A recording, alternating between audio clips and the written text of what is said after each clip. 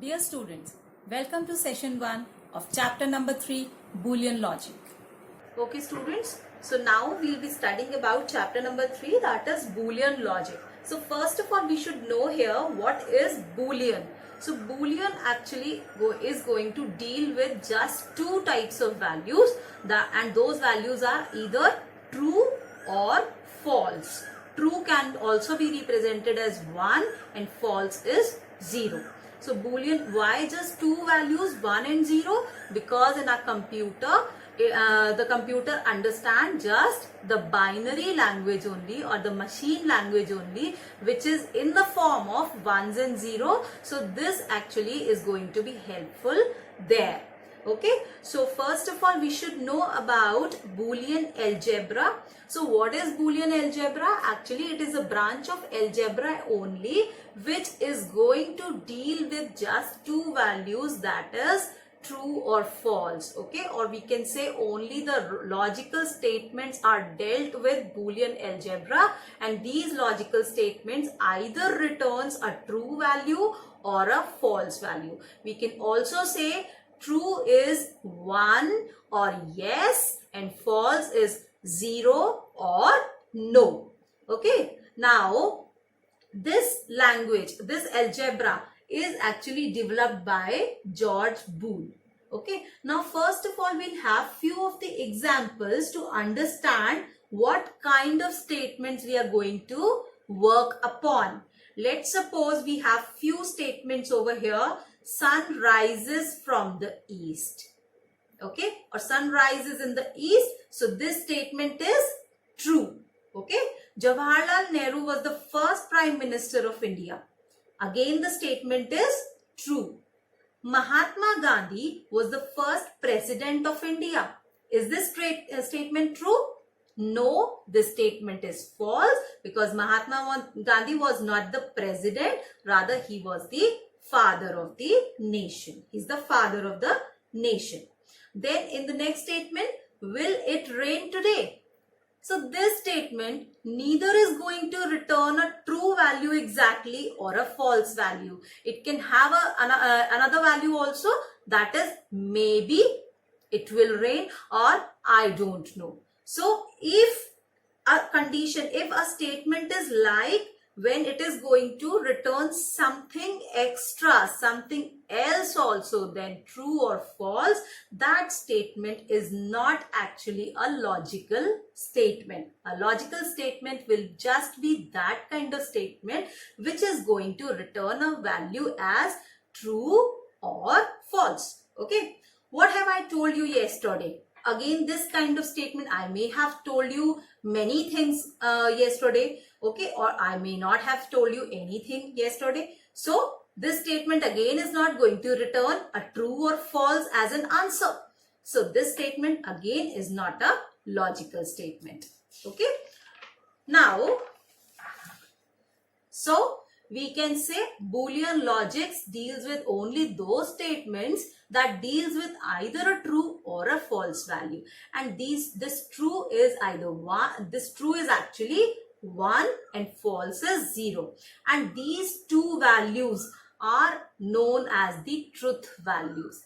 These two values are also called truth values. Okay, now in Boolean algebra we'll be studying about logical variables. Okay, a logical statement is the one which is going to return either a true or false value as a result. Okay, so what a logical statement must consist of?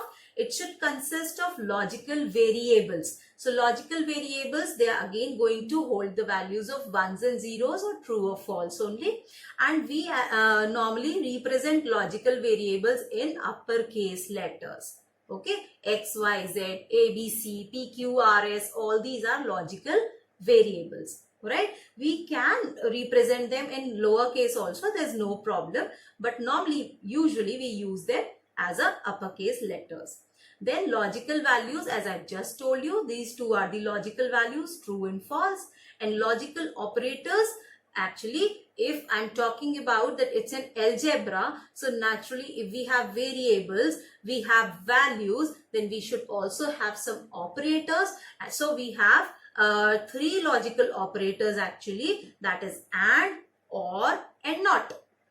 Okay, so AND is actually represented by a dot symbol, OR is represented by a plus symbol, and NOT is represented by either a bar or a complement or a negation operator. Okay, so three symbols for NOT operator is there. Now let's see over here few logical statements like X or Y, not Z, X and Y. These all are actually logical statements because they consist of logical variables and logical operators. Okay. Now let's see one example here. The example goes like this. I want to have tea. There is a situation actually. I want to have tea, and the second statement is saying tea is readily available to me.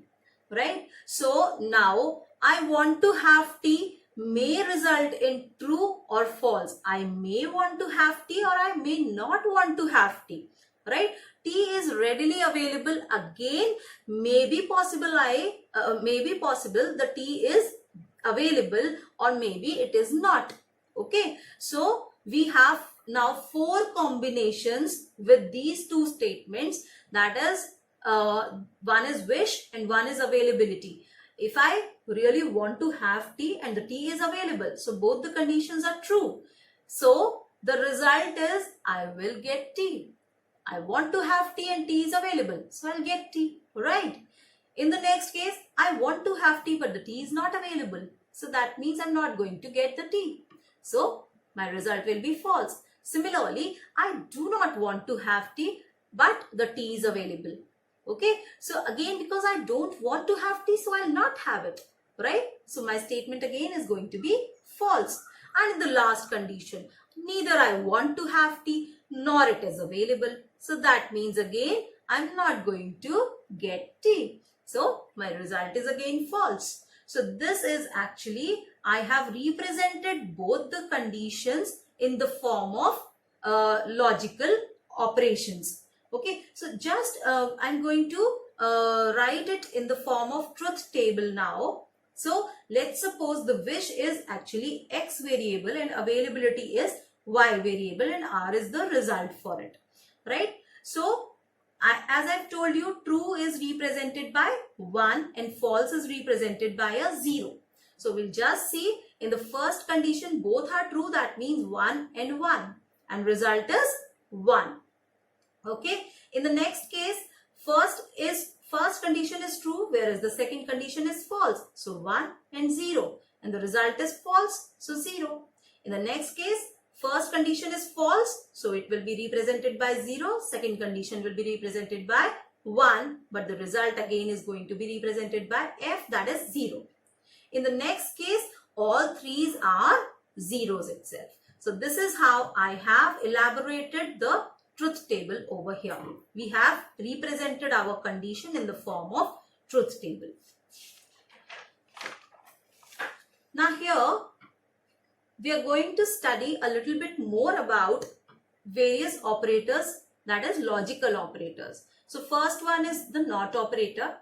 Actually, this NOT operator acts upon a single operand, right? That means just one variable, right? It is going to operate on single operand, single variable. And the symbols that we use for it is a bar or a complement or a negation. Okay, let's first of all represent it using the Venn diagram. Let's suppose these all are the conditions, total conditions are these, and this whole is X. This is X, right? So everything that is outside X is not X. That is something else. That is not the part of X. So this, the outermost part or the shaded region is not X, right? So this is how we have represented not X in Venn diagrams form.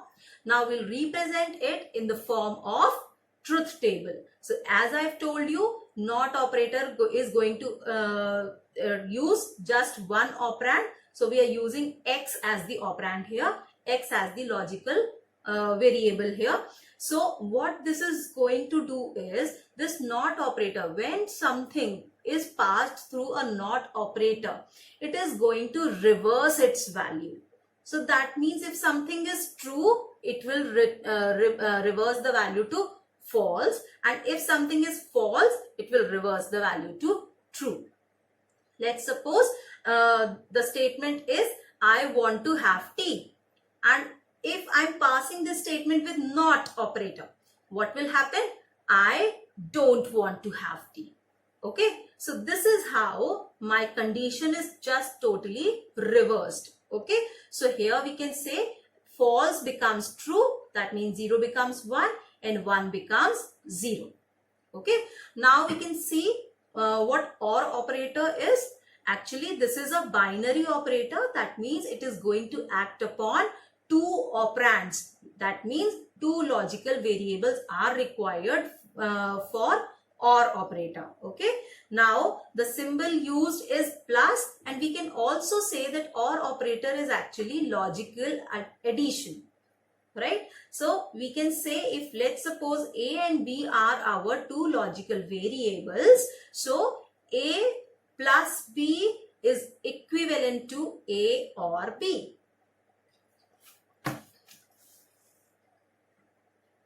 Now we can just see the Venn diagram for it. This is our universal values, all the values, right? And this whole is A and this is B. So what I'm saying is A or B. So either something is there in A or something is there in B. Both conditions are true, right? Other than that only the condition is false. If anything is present is the part of A or it is the part of B, that means it is true. If some value is in A, if A is true or if B is true, then then it is going to result a true value. So we can just see here using the truth table A and B, how to represent. See, they are two variables, A and B, right? We have two variables here, okay, and R is the result. So how many total combination of values will be formed? The total combination will be 2 square, right? 2 is the base, and because two variables are there, so we'll write square here. So finally 4 total values will be there, right? Similarly, if we have 3 variables, so that means how many total combinations will be formed? 2 cube combinations will be formed. This is the number of variable basically, and 2 is the base. Okay, so 2 cube combinations will be there. If there are 4 variables, that means 2 to the power 4, that means 16 combinations will be formed. Okay, now first of all we should know how to organize these zeros and ones so that all possible combinations are made easily. Okay, so in the first variable, just place first of all 2 2's and 2 1's, right? And in the next variable, just half the number of zeros and ones. Okay, so there will be 1 0 1 1, 1 0 and 1 1. Got that? Now these are all 4 combinations that that are possible with these 2 variables. Now we'll just have the result of it. As I've told you, if A is true or B is true, your condition is going to be true. That means, see over here, A is false here, B is also false, so your result is false. But in all the other cases, you can see either B is true or A is true, or both A and B are true, so your result also is true. Okay, this is about the OR operator. Next we come to AND operator. Again, it's a binary operator and the symbol that we are using is dot. Okay, and we can also call this operator as logical multiplication. Okay, we can write it as x dot y, or we can say x and y. Okay, this is the Venn diagram for it, x and y. So this is x and this is y. What is exactly true with X also as well as Y also, that is X and Y. So this actually, this shaded portion is the one which is true for X also. This is the part of X also, and this is the part of Y also. So just this portion is true over here. That means when both X as well as Y are true, then only your result will be true. So with AND operator, your X as well as Y, that means all the operands must be true. Then only your output is going to be true. Otherwise, your output will be false. So you can see it as a truth table. This is X, again 2 zeros, 2 ones, and then we have just half them up, 0, 1, 0, 1. And now we have got all 4 combinations. Now you can see here, even if one condition is true, your answer will be false, right? So your answer will just be true when both the conditions are true. So both X and Y are true, so your result is true with AND operator. Is it clear? This is X and Y. This is A or B. Clear? Okay.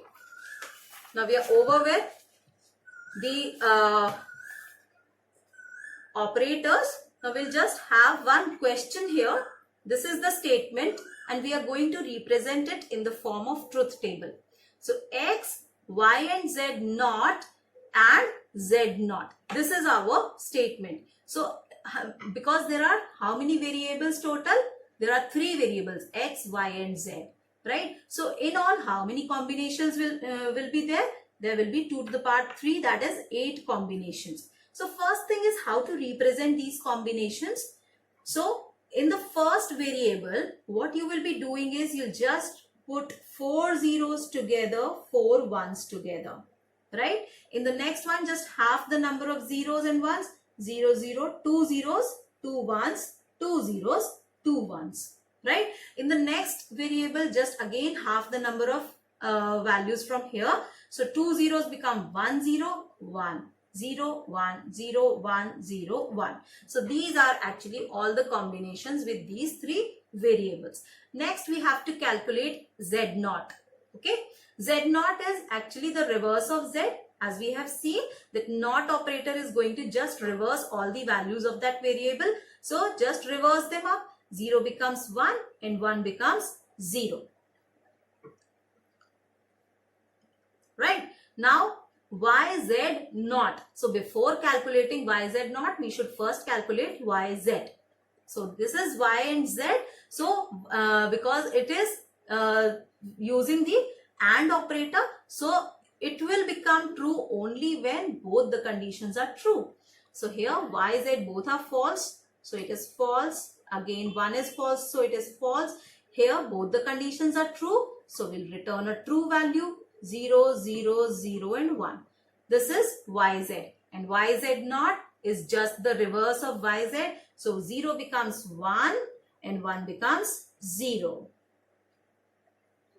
Right. Now in the next case, in the next expression, the part of the expression, what we are going to do, we'll calculate YZ naught and Z naught. So this is YZ naught and this is Z naught. So, and they are acted upon by AND operator. So again, the same thing as we have done. This is 1, 0, 1, 0, 1, 0, 1, 0. Right? Now, your final result will be, we have to use OR operator with X. So this will be acted with X. So 0 or 1 is 1, 0 or 0 is 0, 0, 1, 1, 0, 0, 0. And now here 1, 1, 1, 1. So this is our final result. Is this clear? So with this we come to the end of this session. I'll meet you in the next session now. Thank you.